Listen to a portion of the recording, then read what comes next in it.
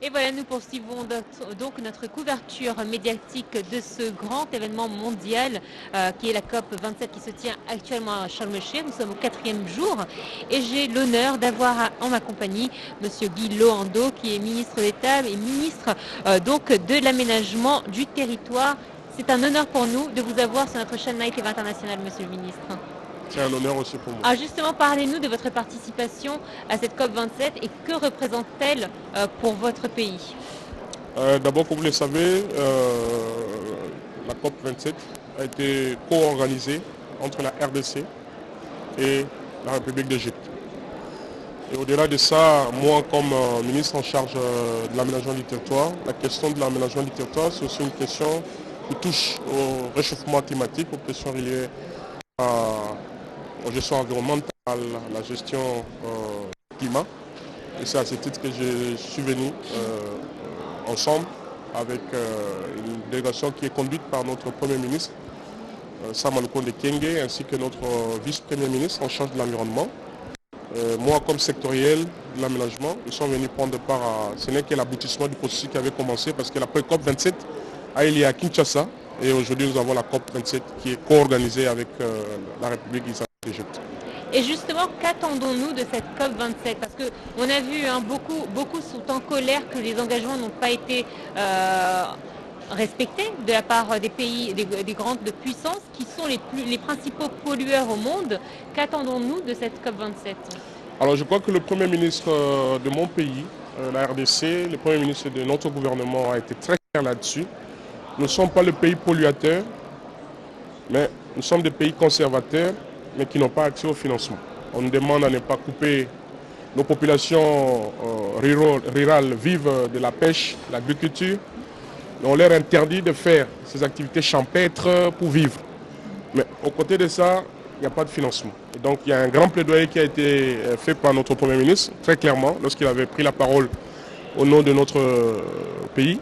Nous avons réclamé qu'on oriente le financement vraiment pour des projets en République démocratique du Congo, qui regorge le bassin du Congo, vous savez, avec des tourbières qui absorbent tout le gaz d'effet de serre.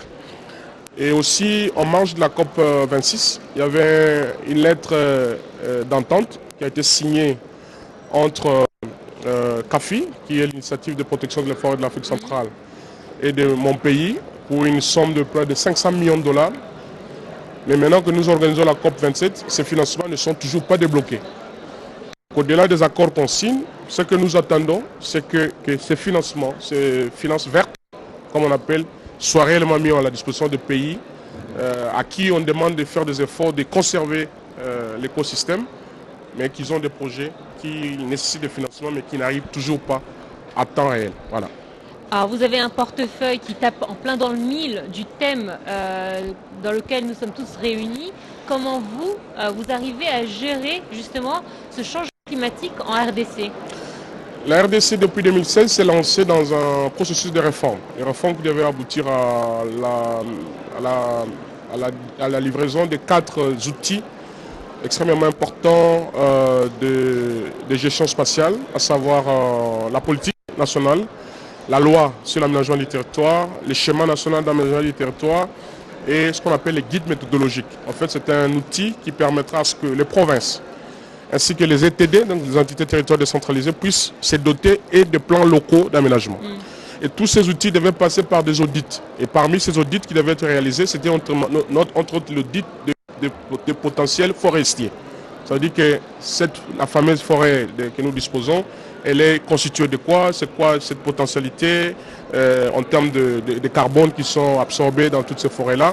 Et donc ce processus de la réforme, son aboutissement, qui est d'ailleurs financé en partie par CAFI, comme j'ai dit tout à l'heure, mais dont le financement ne suit pas comme il faut. C'est aussi un plaidoyer que j'ai fait pour que nous puissions permettre au pays de finaliser ce processus de la réforme pour que la RDC que nous disons pays solution soit réellement ce pays solution et qui joue sa partition dans ces questions mondiales de réchauffement climatique. Non, nous sommes disposés, c'est comme ça que le gouvernement de la République est ici, qui est conduit par le Premier ministre Sam Aloukonde, parce que c'est une question existentielle, parce que l'avenir de notre planète Terre, la planète dans laquelle vous appartenez, dépend de cette question le réchauffement climatique. Et en guise de conclusion, quel est le message que vous souhaiteriez adresser de la COP 27 justement?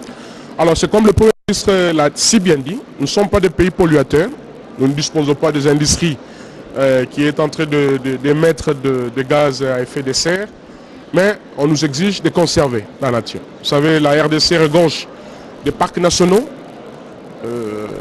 la RDC regorge de patrimoine de l'UNESCO, patrimoine de l'humanité.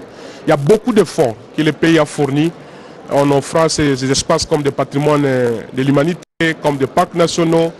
Il y a des espaces où on ne peut pas exploiter, mais en contrepartie, il n'y a rien. Et donc c'est un plaidoyer, comme le Premier ministre encore une fois l'a si bien dit, nous ne polluons pas, nous conservons, mais qu'on oriente réellement les finances vertes vers le pays conservateur, parce qu'on a besoin de ces financements pour développer nos projets, développer nos pays, car nous avons beaucoup de défis d'infrastructures, des problèmes d'infrastructures scolaires, d'infrastructures hospitalières, des infrastructures routières, construire le pays de faute en comble, et pour ça, ça demande des moyens. Si on peut orienter ces finances vertes vers notre pays, et ça sera une très bonne chose. Et le Premier ministre est venu avec une très grande délégation, conduite évidemment avec des gouverneurs de province qui sont concernés par des questions liées à la gestion de la nature, de la forêt, des gouverneurs dont la forêt équatoriale couvre ces espaces. Et donc ils sont venus, une très grande délégation, pour vous dire combien nos attentes sont grandes, parce que toutes ces provinces disposent de projets de développement, mais qui souffrent de moyens de financement. Je crois que pour une fois, après la COP27, puisque nous sommes en Égypte, l'Égypte avec ses grands pays de la grande civilisation qui nous enseigne beaucoup, et c'est symbolique que cette COP se passe en Afrique, et pas n'importe où, mais en Égypte.